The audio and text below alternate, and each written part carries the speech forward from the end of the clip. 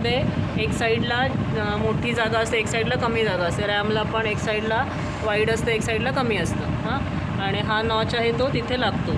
फक्त लावताना कसं हे 2 साईडचे लॉक आहेत ते खोला. ह्याच्यामध्ये बघा हा थोडंसं खाच असते ह्याच्यामध्ये.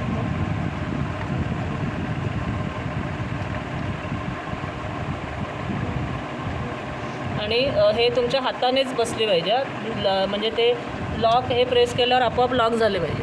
ते लॉक परत असे हाताने लावू नका. रॅम प्रेस केलीत की ते आपोआप लागले तरच ती रॅम घट्ट लागते. समजा हे तुम्ही नंतर हाताने म्हणजे ती ठेवलीत आणि हाताने केलं तर मध्ये गॅप राहतो. त्याच्यामुळे दाबताना दोन्ही साईडला सेम प्रेशर टाकून दाबायचं हे. त्याच्यानंतर हे बाकी बारीक ह्या केबल नाही काढल्यात तर बरं होईल. CPU ह्याच्या खाली असेल ते एक काढून बघा. हा फॅन एक काढून परत लावून बघा.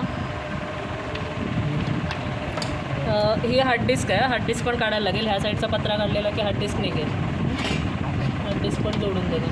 थोड्या जणांनी हे घ्या, थोड्या जणांनी हे. ह्याच्यात काय मला वाटत नाही बघण्यासारखं असं. ही हार्ड डिस्क आहे नाही बघा, ही हार्ड डिस्क इथे असते. ह्याच्यातले काढलेले त्यांची डेटा होता असेल म्हणून काढलेले. अशी हार्ड डिस्क इथे असते. बाकी ह्याच्यात हे काय कॉम्पॅक्टच आहे सगळं. बोर्ड रॅम ह्याची रॅम अशी असते, ह्याची रॅम अशी असते.